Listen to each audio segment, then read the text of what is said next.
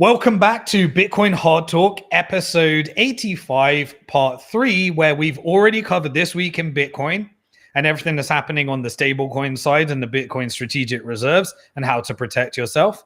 In part 2, we covered everything that's happened this week in macro and the LA destabilization campaigns by following the money so you can protect yourself and don't get caught up in narratives and what they want you to believe. Now, in part 3, we're going to be doing this week in geopolitics. And right now, as we speak, things could have been changed as I'm live. There is Israel strikes within Iran. And I want you to understand what's happening. And I'll give you my interpretation of exactly what is happening here and why it is so important for you to follow it as well. Even if you think this is happening outside of your country, remember, many people are fearful of the impact in their country. Oil prices, inflation, everything we covered in the macro section. But right now, as this campaign is happening, I've been up for over 24 hours doing live coverage on X Spaces as the strikes were happening and adjusting what I think was happening based upon the live events. And so I believe that I've got a clear picture of what is happening right now and what these strikes actually mean. And I'll share that with you right now. And we can adjust as we see more and more of this happening each and every week. So what I'd like to do is I'd like to share with you in previous episodes what I got right. And what I got right is I said that there would be no war between Iran and US.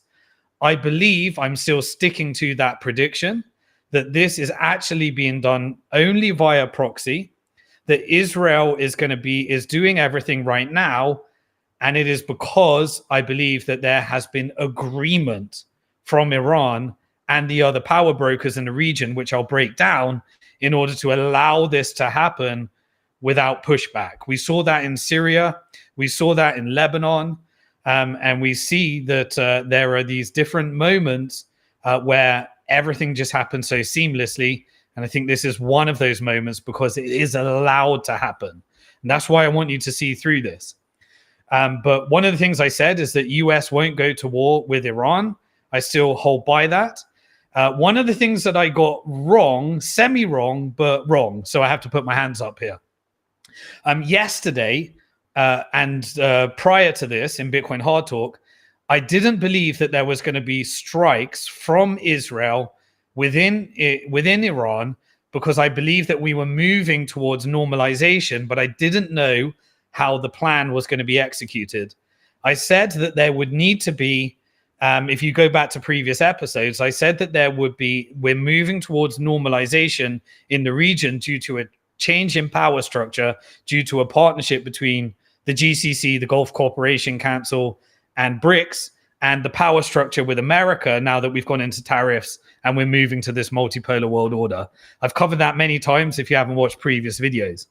But based upon that, I thought that we were moving towards a negotiation and the strikes were necessary. But I did believe that there was going to be a regime change on both sides within Iran and Israel in order to get there. I now understand how they're going to do that. And that is what I think the strikes, and we saw significant strikes that I didn't predict that happened as I was covering this live on X Spaces. Make sure you follow me on X if you want to be up to date with these things and also interact with me and ask me questions as well. But there is significant strikes. I thought it was going to be, and I said on my tweet, I'll read exactly what I said before the event as well, so we can basically what's unfolded over the last. So before the strikes actually happened, this is what I said that I got half wrong and half right. I said, this is all theater. There will be no war between the US and Iran. Israel has stated it will strike Iran, and Iran's defense minister warns if war breaks out, every US base in the region will be targeted. And so that's where Iran, through its proxies, has targets and missiles on the US bases that are occupying Syria and Iraq illegally. And then in response, basically I was reporting that US opens up voluntary evacuation for military families across the Middle East. I was also reporting in the same tweet that oil spikes 5% because it increased based upon these rumors. And I said, in my opinion, negotiations are moving forward. The drama is for you. And so I believe that they were creating strategic drama in order to put you in a state of frenzy before they announce the actual negotiations. But I also said at the end of the tweet, the same tweet, any strikes that do happen are for show to facilitate negotiations. Okay, so that bit is what I do believe I got right, but I never imagined they would be this strong, and I didn't predict the strategy. But now there are absolute major strikes. And these strikes is, as I was covering it live, and you can see the recording, I was saying to people, I believe that this is the separation between the new, basically the reform party within Iran, that if you remember, and when I covered it previously, there was a helicopter that went down. Raisi, the previous prime minister of Iran, he was assassinated. I believe that may have been Palantir type of technology operation. Maybe that happens to your Teslas in the future. Just saying. Electric vehicles. Just saying. Maybe it's, that's what the exploding pages were, your own devices. Just saying. I know that they use this on other people. So is it too extreme to think the same technology as we move to this type of thing? Don't want to, just saying. But I think they basically were assassinating anybody that was part of the IRGC. The IRGC was the group that formed from the revolution. And so they have a two-tiered system where you have Khamenei that is in charge on the theocratic part of it, with the Iranian Revolutionary Guard Corps underneath, which is the army part.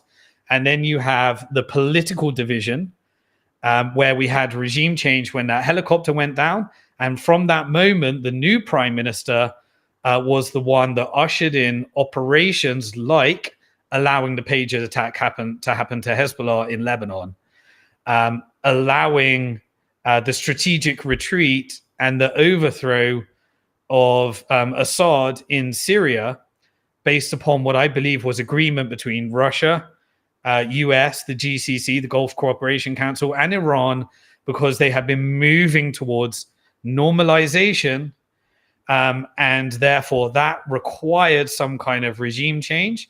And I think that's what we're witnessing right now. So anybody that was going to be problematic to this normalization process is currently being assassinated. Completely illegal. US knows about the operation. Israel is executing it. But if this was real, there would be massive pushback, because Iran does have the military and capabilities to do what happened in the previous operations. Just like if anyone attacks Israel, Israel would take the Iron Dome, and they will take those and they will fight back against it before it happens. And in previous episodes and dramas between Iran and Israel, which is essentially, I believe, an Operation Gladio, where you have strategic tension, where military companies make trillions of dollars profits by always manipulating media narratives that Iran is trying to expand, and Iran is about to have a nuclear and take over the region, and Iran is about to kill all of the Jews and take over Israel and expand. Those narratives justify all of the military profits, and you have Israel is defending itself, where you can steal money from the American people, the European people, the British people, print that money, send it over to military, and then that is spent back into the military contractors.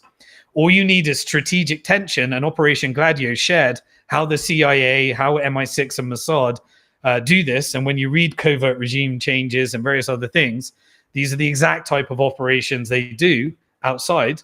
And I believe that this is that type of operation, which has now come to an end because of the power of Saudi Arabia and the GCC. I'll go through that anyway. I've covered it in previous broadcasts, but I'll tie it into the events. So what happened anyway? What is happening right now, and what happened over the last 24 hours? Sorry if my voice is going. I have not stopped. and I'm suffering from a severe lack of sleep. But it is such a changing moment, and I'm feeling a range of emotions as you know, these are not things that anything I say doesn't change anything. I just want you to understand it so you can get ahead of it. This is not what I want to happen. All I'm trying to report is what I believe is happening by following the money and using game theory and my understanding of markets in order to try and project forward what I think happens. It doesn't always work right, but in general, I believe I've got this right in terms of direction. I just didn't predict that we would get it done in this way. But anyway, here's how it happened. So the press starts to leak lots and lots of rumors that Israel is about to do strikes on Iran. That all came, if you go back to following the sources, it all came from Israel that was leaking to media. And we know that media is funded by the same types of deep state operations and controlled by those that are part of this proof of weapons network as well.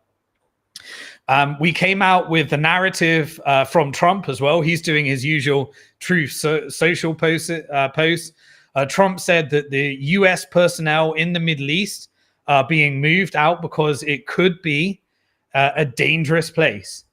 He said in his tweets, we will see what happens. We will see what happens. Iran cannot have a nuclear weapon. We won't allow it.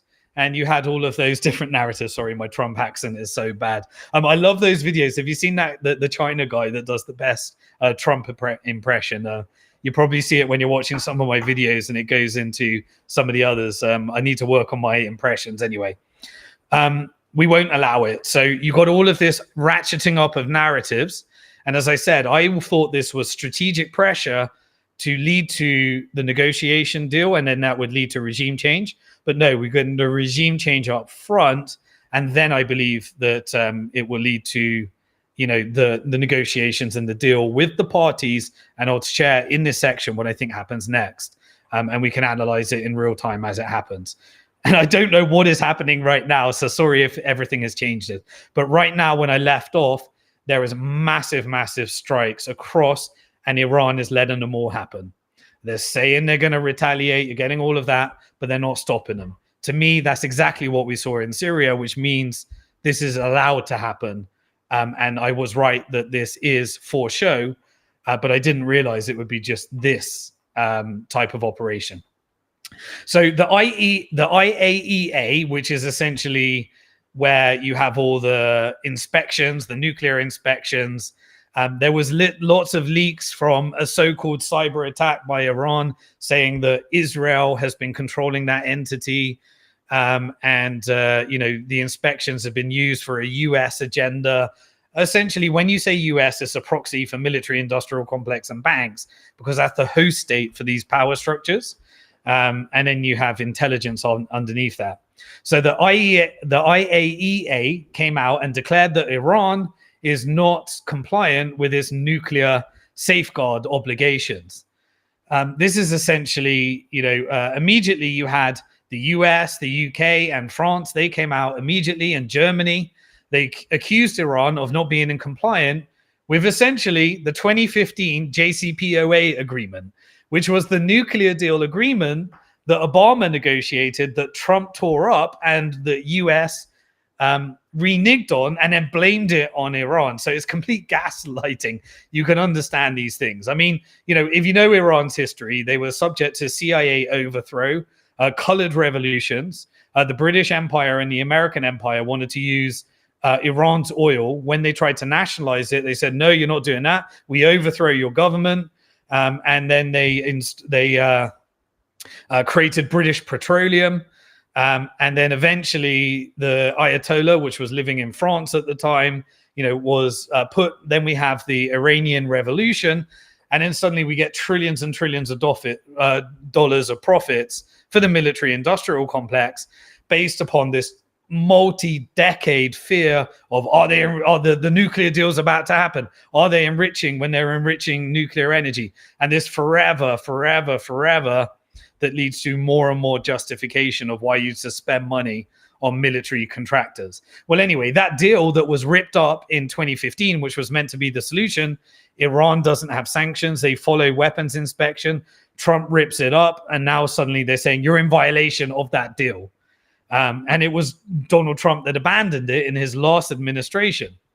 It was shredded very publicly in 2018. And all countries refused to essentially abide by it. But they control the media narrative to make you think that Iran is this crazy person that's about to blow up the whole region, expand the region, and implement Sharia law across the whole thing. Narrative control. But doesn't mean that at the top they're not involved as well. You know, this is the problem with these operations. There's corruption at the government level, but you just need to be able to recognize the patterns. It doesn't mean that the people aren't genuinely rebelling like they were in Syria, but they're connected to these deep state operations. And then you don't know who you're working for. And then suddenly you're working for just like Americans that thought they were working in protecting their country after 9/11, realized that they were just essentially killing Ukrainians. Sorry, not killing Ukrainians, and that's more recent, but killing Iraqis, civilian casualties. And then we found out that there were these groups like ISIS that were created, and WikiLeaks has all of these documents. Look up the Hillary Clinton email leaks, put in ISIS in WikiLeaks. You can find all of these different documents and operations as well. We know how it works. When you see the Islamist jihadi terrorists, like they're starting to push this week with Al-Qaeda saying he's going to, you know, Al-Qaeda was coming out saying we're going to kill, we're going to do assassinations on Trump, Elon Musk, and J.D. Vance. You know that these are videos from groups that are created from operations like Al-Qaeda, which are CIA operations and Mossad operations to manufacture these types of fear. Anyway, we saw all of that this week. You see it all. Once you see the patterns, you'll recognize it. That's why you should follow me in X. I keep sharing it with you in real time. But anyway, we had the announcement that there was basically a series of strikes. This was happening in real time while I was on the X Spaces. They're probably still going live right now. Been on for over 24 hours. They were taking out basically announcement after announcement of key IRGC, leadership, military personnel, key people within the IRGC, and they were going, but there was no pushback. We're led to believe that Iran, who is completely capable of defending against these things, they just allow it to happen. That's an inside job. And so it immediately led to like a blackout or the internet going down and all sorts of stuff. And then you get the people, Netanyahu coming out, America coming out and inciting the people to, because there was a sanction campaign, those that are economically in a very bad position, just like happened in the British operations, where those that were shut down during COVID and recently took to the streets based upon believing these different narratives. They're trying to create a colored revolution to have an overthrow of the leadership and incite violence and have a colored revolution, just like is happening in LA right now. Watch what's happening there, because it's being used on yourself as well. I covered that in the part 2 this week in macro. In case you're only watching this video, you might want to go back to that. So Israel basically has now, at the time during this, and sorry, I'm a bit sleep deprived. There's way more details, but I can't remember everything. 20 Iranian generals have been assassinated. There was an attack on nuclear and military facilities, and I think it's getting harder and harder and harder. And it is all being allowed to happen, but no oil or, different types of infrastructure is being targeted as well, so it doesn't impact the price of oil too aggressively. I believe personally, from following the money and recognizing that Iran has everything they need if they wanted to defend themselves, Iran is allowing every single strike to happen, and there is basically is happening with no defense. Israel is at the moment right now violated the Iraqi airspace as well. So this was allowed to happen from Iraq And that is only allowed to happen if there is commands from those that Iran funds in Iraq, that they're allowed to happen at the highest level. That's what I personally believe as well. This is all done, what's happening in Iraq. They're launching from there under US protection, under US bases that ordinarily, if this wasn't engineered, Iran would have fired towards in this type of escalation if they were actually defending themselves, if this was not manufactured and orchestrated. We also had Hezbollah in Lebanon. They said that they came out and said that we will not initiate attacks on Israel in response to the strikes in Iran. That means that if the resistance is not being told and there is no defense in Iran, this is being allowed to happen. And this is part of what I said, the optics in order to move to the next phase. I just didn't know it would happen this extreme, and it would be combined with what I think we're witnessing right now, with all of those that are being taken out. I have a lot of mixed emotions about this. I'm just sticking to following the money. I'm not talking as if from the humanitarian perspective. I understand different people who have different emotions. I'm trying to stick to what I believe is happening from the analysis side. I'm ignoring what I think is happening in Gaza right now from the humanitarian side. But I do believe that despite the fact that there is still the starvation campaign happening there, this does lead to something which I'd like to share what happens next anyway. So Israel basically launched the planes from Syria. So Syria was required. So you recognize the sequence of events that was required in order to do this operation. And that's why I believe, because Iran allowed these different operations to happen within Lebanon with Hezbollah, and the regime change to happen within Assad in Syria, and that led to this operation where there is no pushback. The attacks are coordinated. They are pre-approved by all of the relevant parties. I believe that they are approved from basically the new prime minister of Iran, which sorry if I get the name right, Pezeshkian. Sorry, I've got that completely wrong. Pezeshkian. I butcher these names. I'm really, really bad at it. But essentially, this is, I believe, the negotiations that was really happening over multiple periods in order to usher in this multipolar world order. And it was negotiations between the Proof of Weapons Network that had historically used Israel as a proxy and Netanyahu as a proxy to fund forever wars to destabilize the region. But now the financial faction of the Proof of Weapons Network, i.e. the banks represented by Trump and various other parts, they're now going to be investing in the region, which is why we saw all these public deals.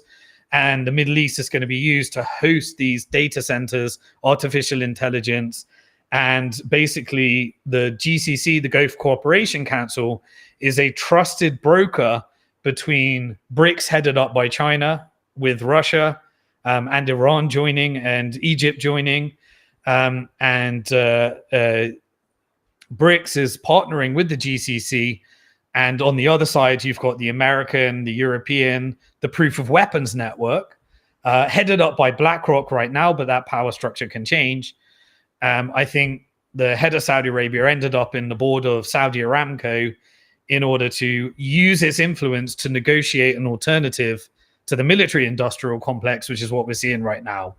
And so in these negotiations, I believe, was the GCC, Iran, Israel, US, and I believe we're seeing the execution of that strategy with all parties having to agree that this is where we're moving.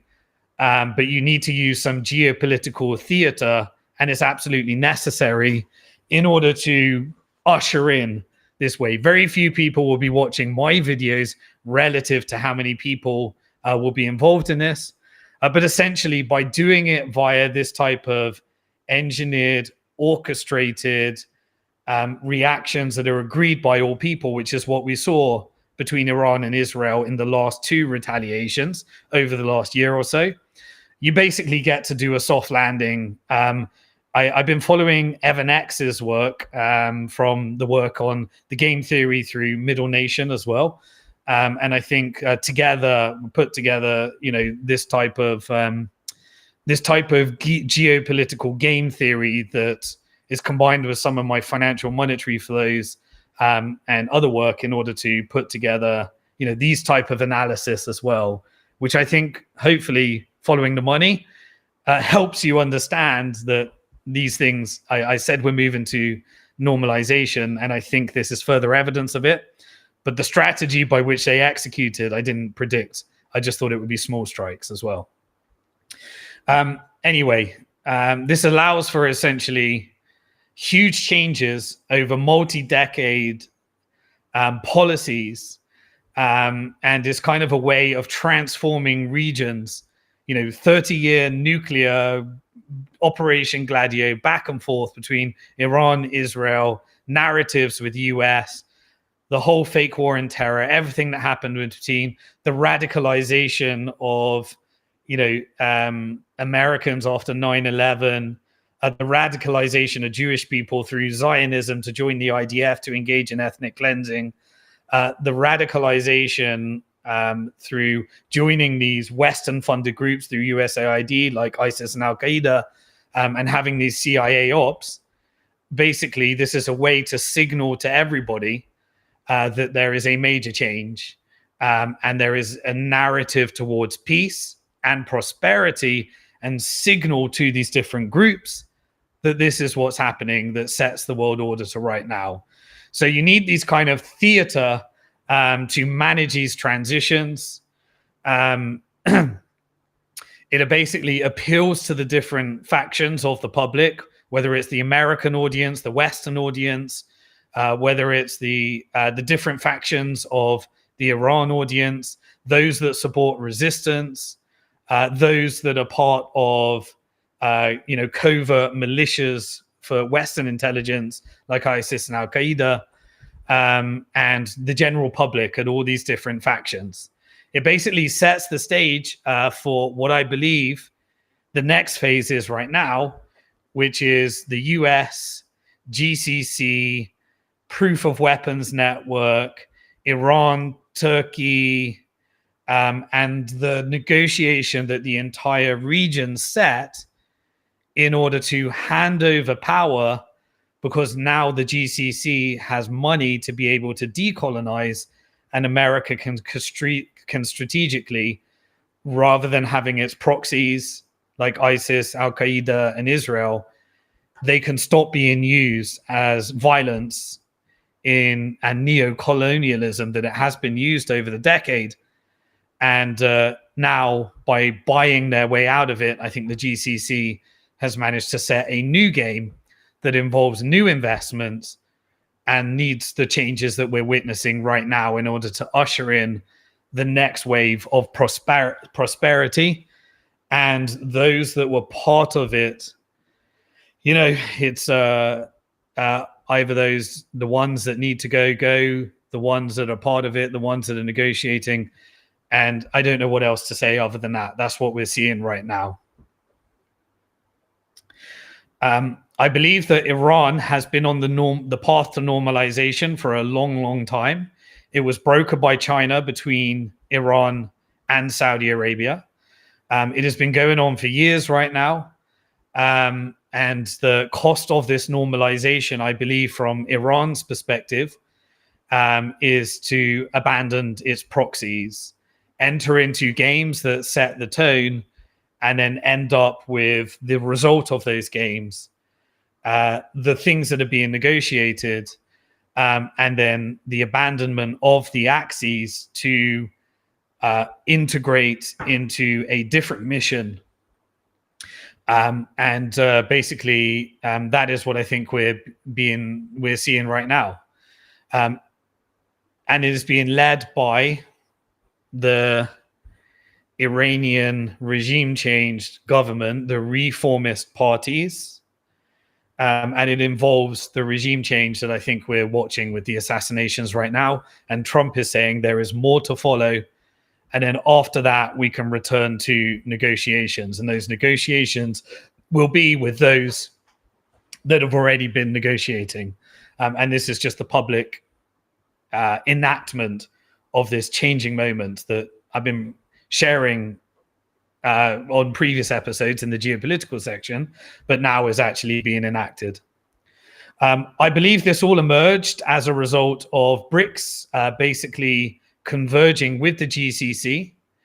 Everything that happened in Iran with Russia, and the fact that US now needs to focus on its AI robotics, become a regional power, and the fact that it is now subordinate to BlackRock, and BlackRock is investing in BRICS and doing everything that I said in the macro section in terms of reallocation of capital, currency manipulation, the whole proof of weapons network and the different factions, including military, technology, financial, consumption, pharma, have all been portfolio managed into this capital reallocation that I covered in part 2.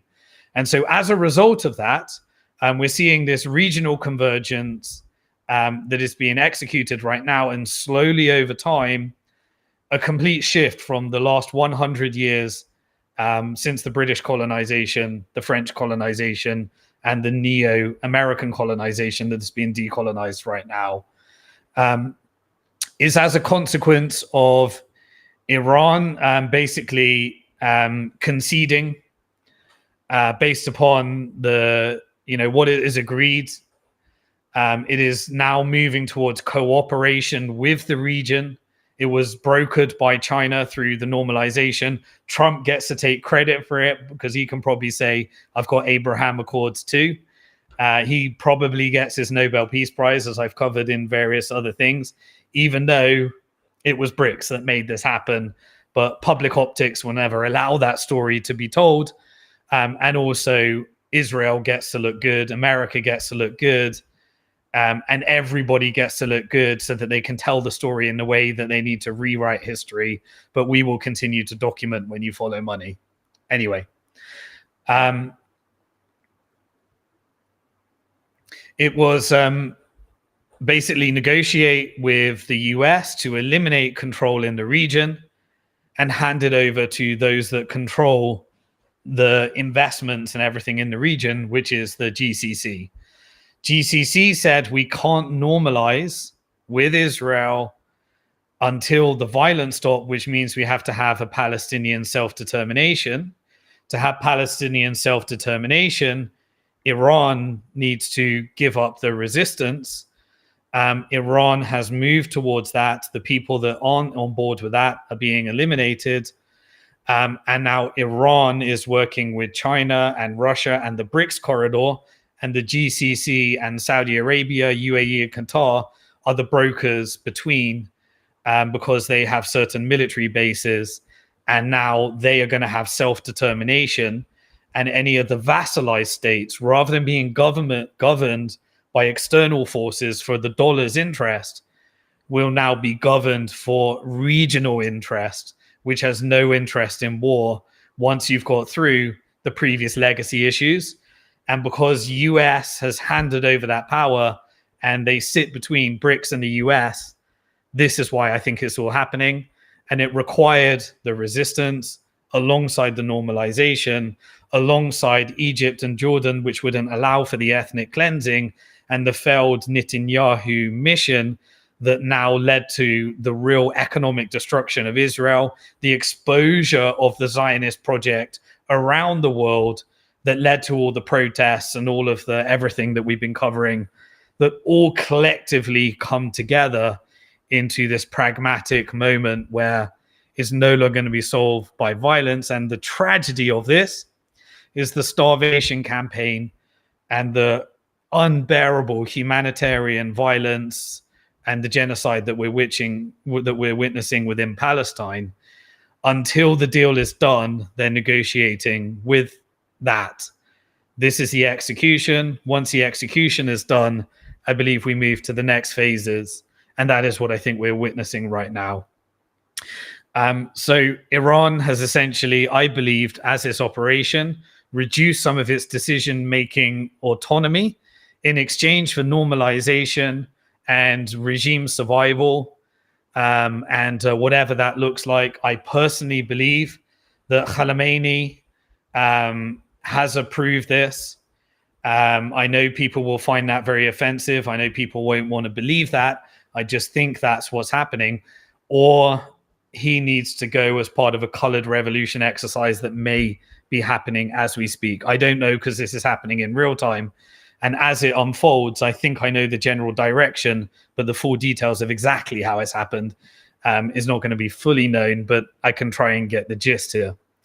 I believe that he is managing his the Islamic Republic of Iran's basically that base. So he needs to push narratives into media that are going to make you think that there is going to be a massive retaliation.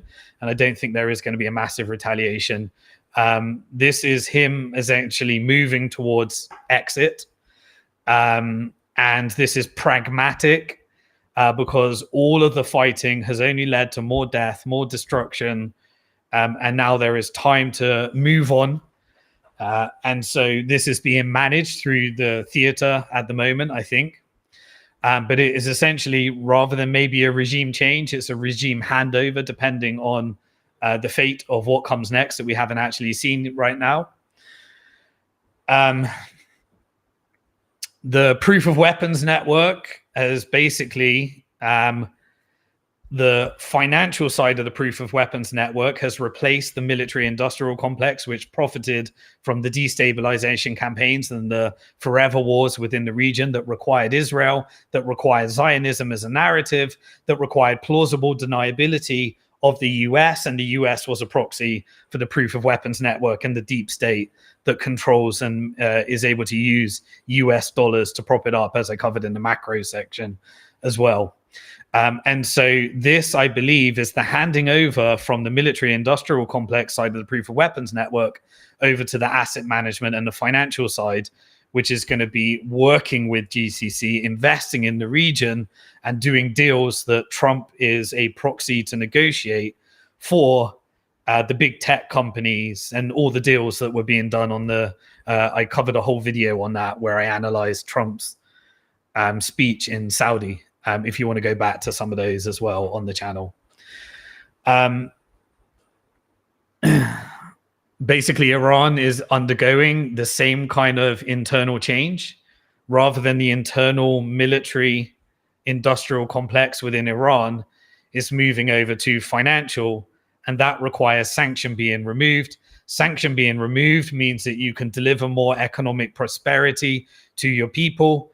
And the only way to achieve that without the sanctions and the colored revolution campaigns that were trying to happen, they need to transition from just spending on military to regional diplomacy. And this is a way of delivering that in an acceptable way that either leads to a colored revolution, if that's the plan, or allows them to usher this in without the colored revolution.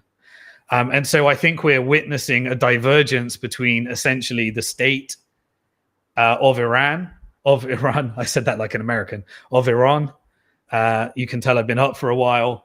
And essentially the Axis and the proxy side, the IRGC side, and those that are going to be normalizing and ushering in this change.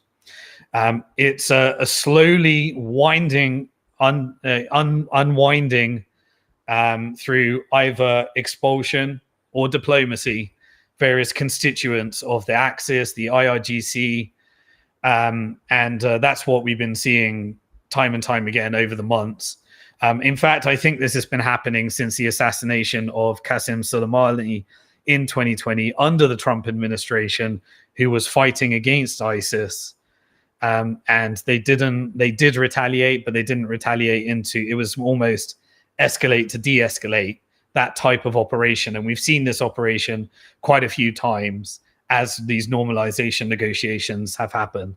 It's basically theater strikes today, is the execution of the plan, and there will probably be a retaliation by Iran, but it will be either an equal type of thing, but probably significantly less. And it's the design is to show that they did retaliate, but this is all theatrics, as I said from here. Everybody's involved in knowing what comes next. I believe that are important in executing this mission, which is all of the regional powers, including Russia, that still has a role in certain parts, and China and BRICS and GCC and all of the middle people, as well as US and various other parts of the proof of weapons network and the corporations as well. Is basically rallying kind of the hardliners, the different types of proxies, and everything that needs to happen in order to send a signal to everybody and the parties that this is the agreement that is happening, the terms are going to be upheld, and the resistance is ready to be scaled back in terms of its advances. This is a prerequisite in terms of until it can move to sanctions relief, the next phase, and then basically trade integration around the relative powers and all the power games that have been played and negotiated through this violent episodes that are happening. And everything is pre-approved, as I said. I think we're at the end of the negotiations. And maybe there are games that happen in between based upon different power dynamics and deviations from those agreements. But this is negotiations that are moving in the general direction. And this is a pivot towards normalization. I think that's what we're seeing. This is an alternative to internal collapse. The power dynamics of internal collapse meant Iran would have to fight back harder. Iran fighting back harder means that BRICS would end up in a situation where it has to protect its strategic assets, which would then lead to direct US conflict. That would lead to World War III, and no one would win World War III. And so this was, out of all the games, this is the end negotiation. And the theater basically buys the time to do the integration, slowly transition into this regional plan without admitting defeat by any parties that need to admit defeat, and everyone gets to say, we won, is essentially why this has to happen in this way, I think. It's a resourceful way of managing the transition. And I think in the end, it is a way of managing the proxies, managing the nuclear rhetoric, and basically the proxies and the nuclear at this stage ended up being liabilities for the proof of weapons network, just as Zionism and religious fueling of narratives for Israel has also become a liability because the brand has been so damaged, and so military no longer has those key assets, and so it goes to the redevelopment stage and the financial side of the proof of weapons network. They're too costly, they're isolating, and essentially it was just leading to more military industrial complex strikes. They're getting their last bits of profit to replenish with those military companies, and that's what I think. This is the execution of this. This theater leads to basically an exit, a pragmatic way, just based upon the power and everything we're seeing right now. It keeps certain parts of the regime intact, and the parts that aren't meant to be intact disappear. I believe Netanyahu needs to have his exit as well. This achieves that. He's basically trying to say and deliver to his people, as disgusting as it is, listening to his speeches, knowing what he's done for the military companies that I believe he works for, and is now trying to protect his own career because of all the corruption, bribery, and everything that follows. He needs to deliver back a win to his people, and he gets to say, I took away the nuclear threat of Iran, and I took it out with my strikes, even though it was allowed to happen, and the real war never actually happened. It's just straight through, just like what happened in Syria. In reality, Netanyahu knows that the cabinet is completely destroyed. Israel is economically destroyed. The coalition won't stand up. There are extremist elements that is leading to these settler colonial expansions. The violence has to come to an end. So I think there will be regime change based upon delivering this and giving everyone their exit. And the ratcheting up of narratives that we'll keep watching on Bitcoin Hard Talk. But basically, Netanyahu is using these strikes and this stage and these in order to take out the people and say, I have neutralized Iran's attack. He gets all the narratives that he needs. And basically, this allows him to get whatever his negotiated exit as well that's been happening. It delivers all of the optics without basically risking absolute chaos. And chaos in the region just leads to more death, more destruction, more profits for the proof of weapons network.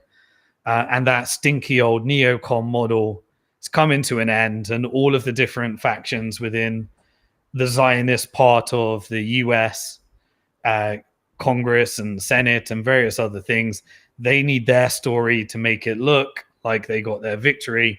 And this needs to be managed and manage unwind from here. They get to say, we saved Israel from Iran's nuclear threat. You know, that narrative. America gets to think like, yes, Trump delivered what we need. The MAGA crew get their narrative. You know, they will never know what was happening with the BRICS side and the utility that actually delivered here. Because at the end of the day, it is a weakening of soft power from America, but they pragmatically, America as a country, handed over to the proof of weapons network that controls the government, which is why you're getting these types of campaigns and manufactured dissent, because the government no longer works for the people. You need to watch part 2 to understand that bit of the equation. But the cabinet in Israel is on life support. It requires the coalition to survive. They had votes just before this. It can only last so long. And so you get this whole ability to be able to exit and deliver those narratives. What else have we got for you as we set up towards the end as well?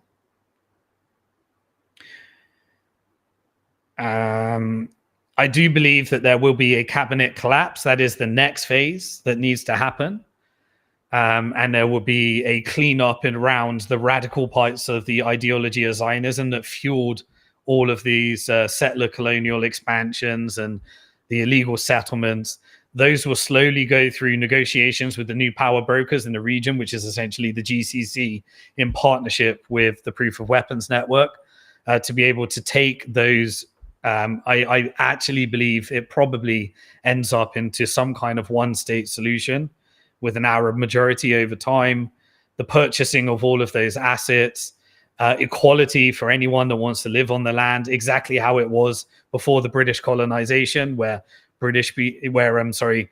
Muslims and Christians and Jewish people could live in peace, and Jewish immigrants were welcome, but the colonizers weren't welcome. And then the colonizers weaponized this whole Zionism ideology to create all the war, death, and destruction, and the Operation Gladio, and the confiscation of resources, and the CIA operations, and everything that has happened decade after decade after decade. In reality, what I believe is happening right now is that the Israeli cabinet and the Iran's Islamic Republic are both basically headed towards the exit, a normalization, and Iran has essentially Iran 2.0.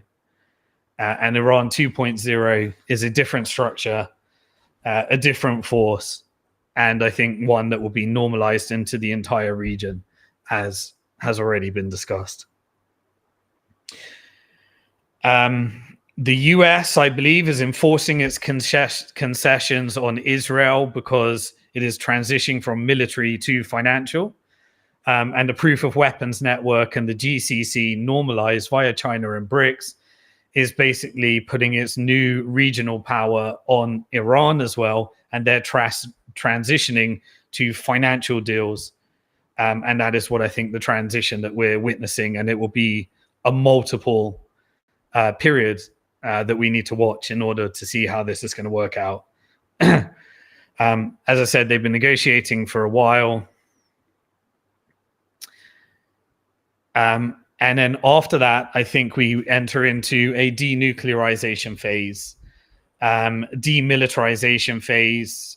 It will probably look like whatever happens in the normalization between, the end of kind of this Zionist type of ideology to fuel war and radicalism, and this whole Islamic Republic and, fueling the Islamic State. These things, I think, are no longer going to be used. And I think they simultaneously have to be negotiated. And this essentially marks the end of the military-industrial complex game.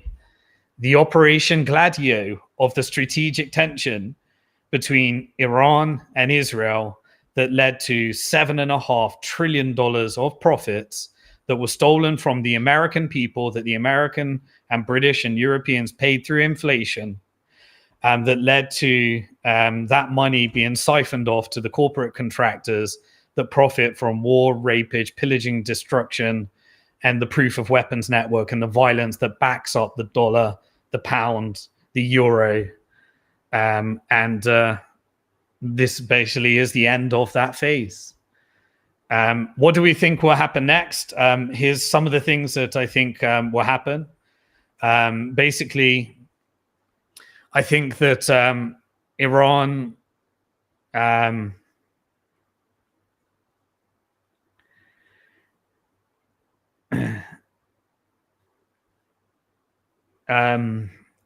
I think we'll see. Just looking at my notes, coming towards the end of this session, I think we'll see a retaliation from Iran. It may have happened as I speak, but Israel will continue to strike, and there'll be no pushback against it. The operation will be allowed to happen by Iran. Iran may need to retaliate to show that there is some degree of retaliation. I think it will be to a lesser degree. It won't lead to any of the assassinations and violence unless that is part of the counter strategy. I'm not sure. We'll see. I'll continue to analyze that as it happens.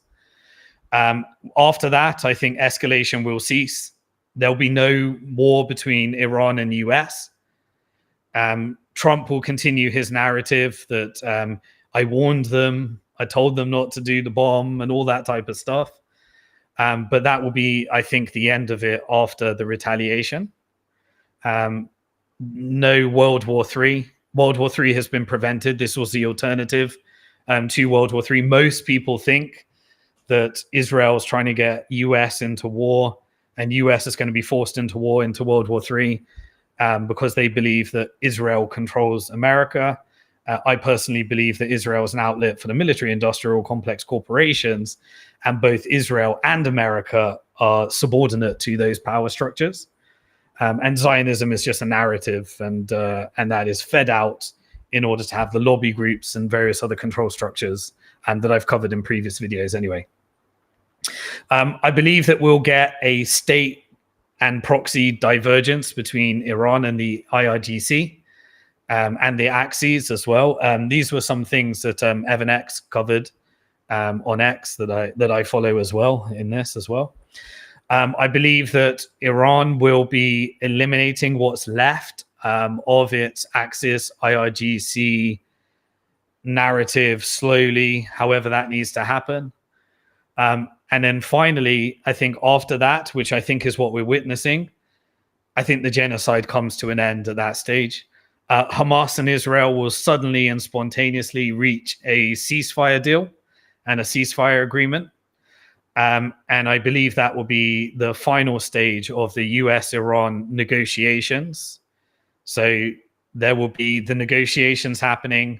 Once those negotiations are settled, as evil as it is, this is why they're negotiating. This is the US and Israel are essentially negotiating with a genocide.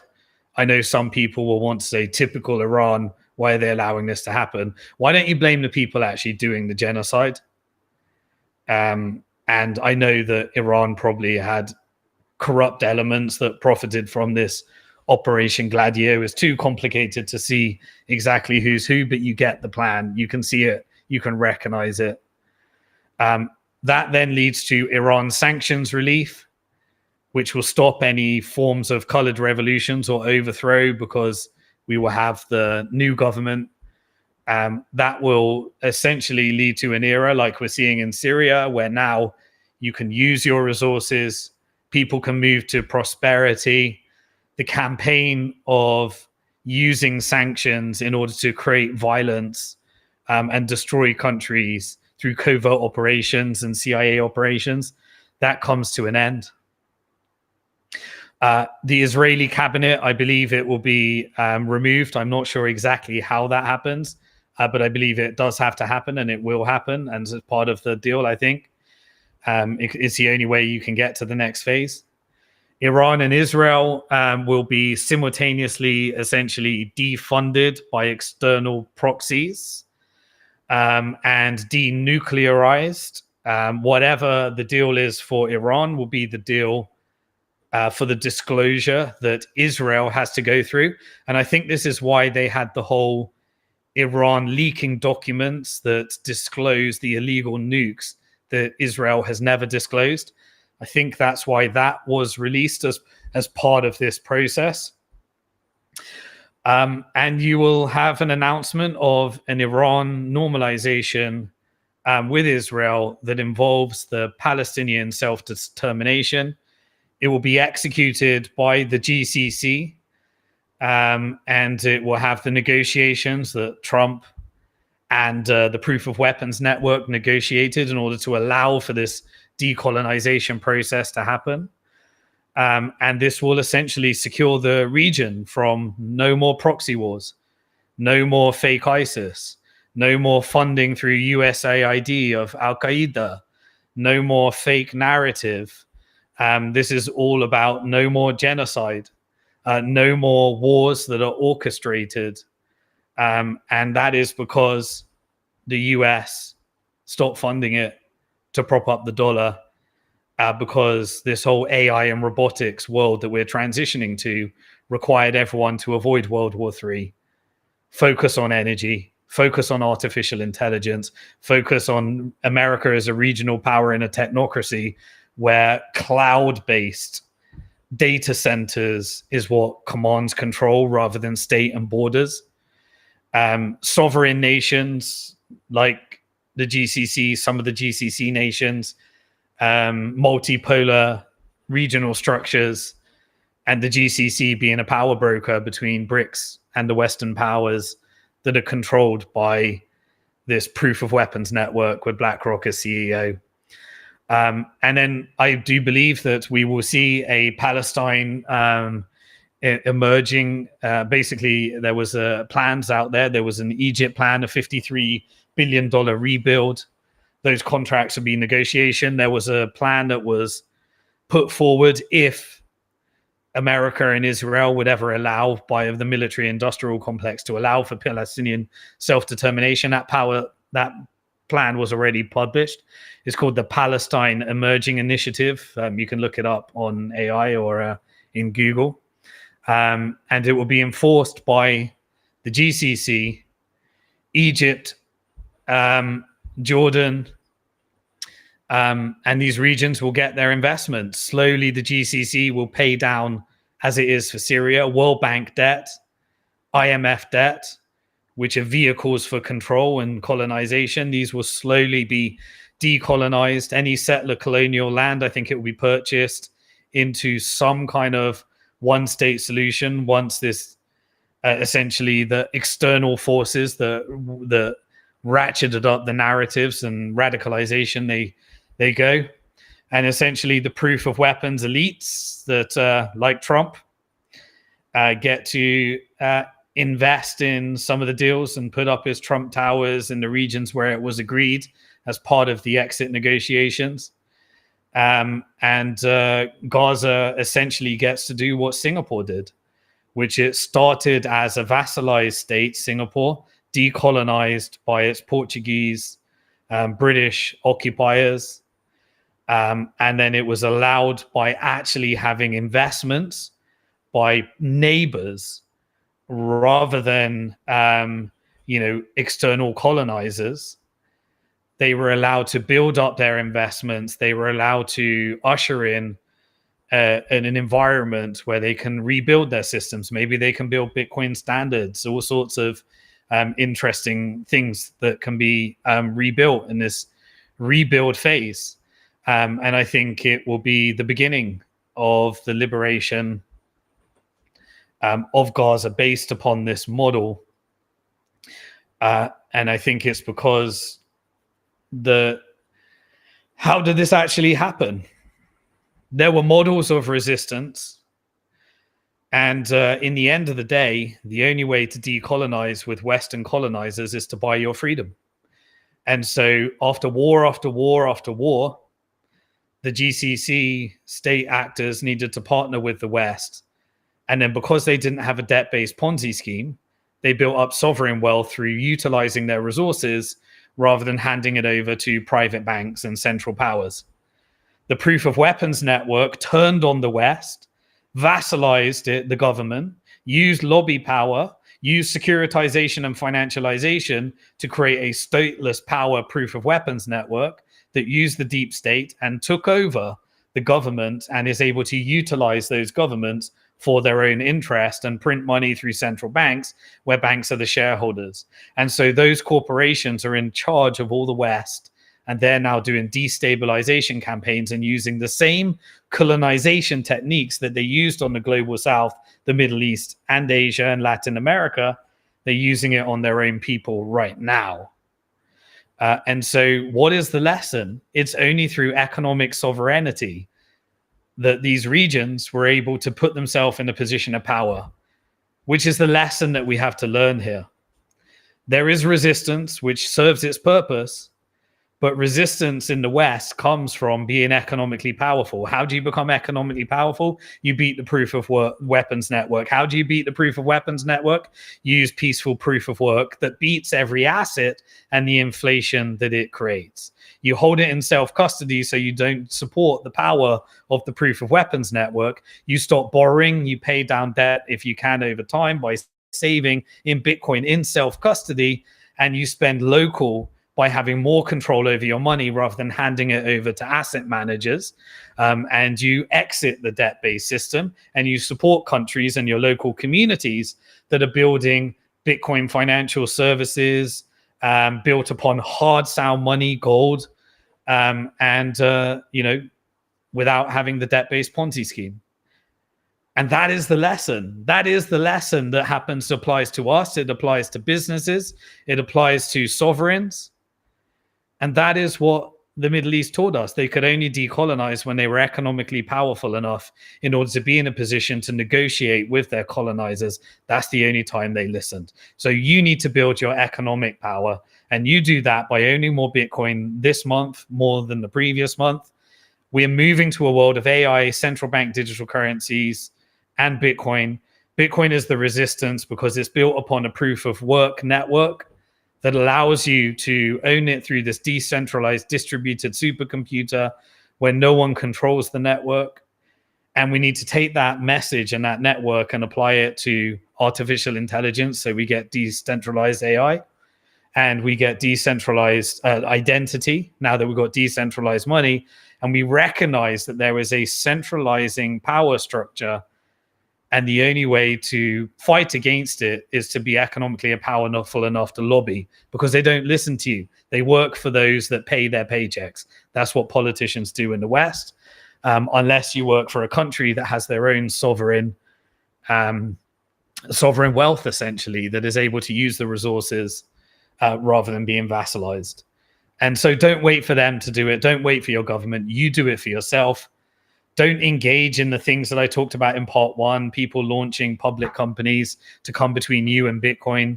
Don't borrow against your Bitcoin so that you can be margin called and lose your Bitcoin. Don't end up using all of these tools of the next wave of banks and financial institutions that are getting into these services. Own more Bitcoin this month than the previous month. Do it in self-custody. Spend local. And let's rebuild this decentralized system. Invest, work, or build and invest in these decentralized systems that we need to build. as we manage this transition to a world of Bitcoin, AI, and central bank digital currencies. CBDCs want your freedom. It will be programmatic money. You need as much out of that. AI will take your job. You need to lean into that, understand how you can become more productive. There is nothing stopping that train.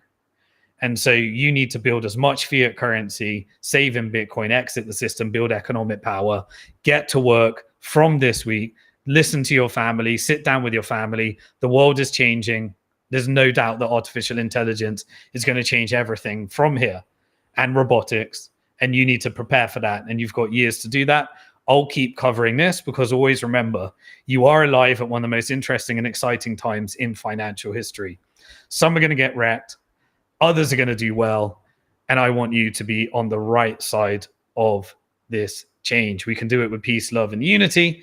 And it's got dark that my lighting has actually gone done. Maybe I can handle some better lighting. There we go. That's nicer. And so for this outro, I'll be over on X covering, finding out what's happened live, whether I got it wrong or whether I got it right. But let's do this with peace. That's going to do it for Bitcoin Hard Talk, episode 85. Bitcoin stabilization, US destabilization campaign, and Iran regime change. Peace.